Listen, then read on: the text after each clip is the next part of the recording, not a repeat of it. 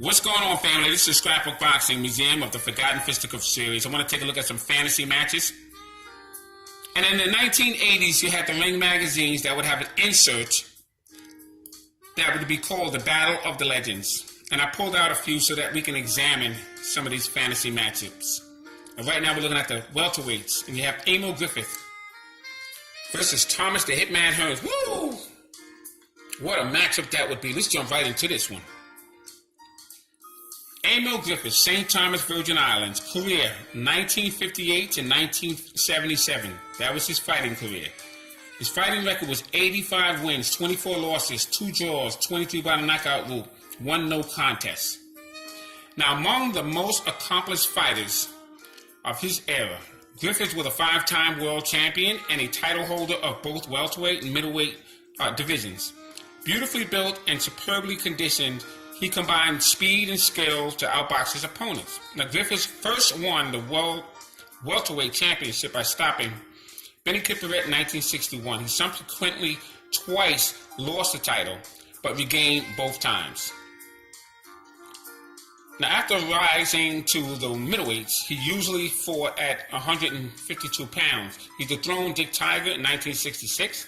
He then lost the title to Nino Benvenuti, regained it and lost it again. Now, Griffith fought until the age of 39, but failed in attempts to regain both the welter and the middleweight crowns. He currently trains fighters and has worked with most others, former world champions Bone Crusher Smith and Juan Laporte. Now, Juan Laporte was a fascinating featherweight champion, WBC, and Bone Crusher Smith had a WBA heavyweight championship that he won when he knocked out Tim Witherspoon, and he lost to Iron Mike Tyson in an HBO tournament.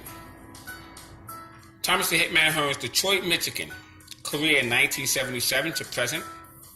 Like I said, this came from the 1980s, so he was still fighting at the time. He had a record of 50 at the time wins, 4 losses, 1 draw, and 40 knockouts at the time of this particular article. The Hitman was arguably the most exciting fighter of the 1980s. He was the first boxer to win world titles in 4 divisions, and unlike most fighters who rise in weight, he managed to carry his numbing power with him. At 6'2", Hearns was most devastating at a welterweight in 1980. He won a WBA title by crushing steel chin Pipino Cuevas in 2 rounds. Now, that was an unbelievable knockout from Thomas the Hitman Hearns. 1 year later, he was stopped in an arch-rival Sugar Ray Leonard in a unification match. Hearns went on to win titles in junior middleweight versus Wilfred Benitez, light heavyweight versus Dennis Andres, middleweight Juan Rodin, and light heavyweight against Virgil Hill. Now, I know he won the cruiserweight division from Andrew Maynard, but at the time of this article, that didn't happen yet. In his first try at the 160-pound crown, he was stopped by Marvelous Marvin Hagler in 1985. This slugfest is considered one of the greatest fights of all time. So let's take a look. Emil Griffith. Now, he fought fighters such as Reuben Hurricane Carter, and he was knocked out in the first round. Reuben Hurricane Carter was an actual middleweight. Emil Griffith went up from welterweight to middleweight. But then he would fight other fighters. Carlos Monzon. He was unsuccessful against Monzon. He lost to Benny Kipperet as a welterweight, but he was in there with some greats. Thomas Hearns. Now, he lost to Sugar Ray Leonard. He won 14 rounds with him before he was stopped, but he didn't have the experience at that time.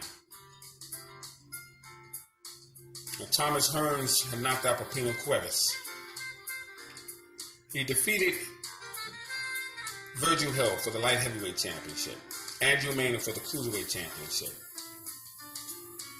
He knocked out Roberto Duran in 2 rounds, junior middle. He actually fought them all, to be honest with you. So I would give the edge to Thomas Hearns in his era. Harder puncher, the taller man, better reach. And I think he did more in his era than Emil Griffith, although Emil Griffith was a Hall of Fame fighter. He won in 2 different weight divisions. He was a 5-time champion. But Thomas Hearns won in almost every division. So I have to give it to Thomas Hearns. But that fight between Hearns and Griffin, that would be some fight. I would have to give that fight to Thomas the Hitman Hearns. Although I like Emil Griffith, but I have to be realistic. Individual. I believe Thomas Hearns would have taken Emil Griffith. No knockout, but I believe he would have outpointed him if nothing else.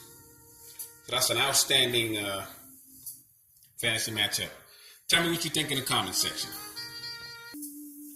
Now, Emil Griffith and Pepino Cuevas. My goodness. Another dynamite puncher was Pepino Cuevas. So we already went over some stats on Emil Griffith. Let's jump right into Benny Kid Paret. Mexico, 1972 to 1989. 35 wins, 13 losses, with 23 by the knockout route. Had a very high knockout percentage. Cuevas among the most loved Mexican fighters in history. He turned pro 4 days after his 14th birthday. He became boxing's youngest welterweight champion when he stopped WBA king Angel Espinosa. That's not true. The first one would actually be, let's see what year that actually was. Benitez was 17 when he won the welterweight championship. It's possible he could have been the first. I'm not sure. I have to look at the dates. Cuevas' left hook was arguably the hardest ever thrown as a welterweight. I have to say Ray Robinson might have get that one. I have to give that one to Ray Robinson. During his 4-year reign as WBA king, he made 10 successful defenses, 9 inside distance. Armstrong made more title defenses than Pepino Cuevas. He lost the title via second-round knockout to Thomas the Hitman Hearns in August 1980 in one of the most brutal knockouts of all times. I agree with that. Following a 4th-round KO loss to Roberto Duran in 1983, the Mexican days as a contender were over at the age of 25. He never again fought for the world title. I gotta give this one to Emil Griffith. He did more. He was in there with better fighters. So I'll have to give that one to Emil Griffith. But that's an outstanding fight. Pepino Cuevas versus Emil Griffith. Let me know what you think between Emil Griffith and Thomas the Hitman Hearns. Who do you think would have won? Who do you think had a better career? And Emil Griffith, Pepino Cuevas. Who do you think would have won? Who do you think had a better career?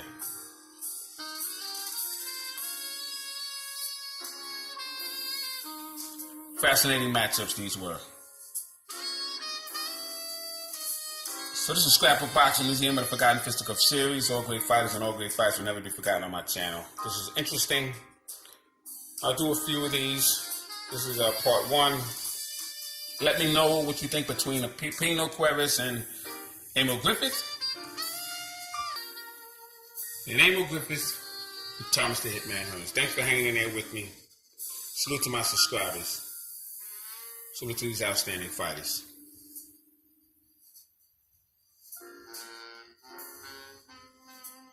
Peace.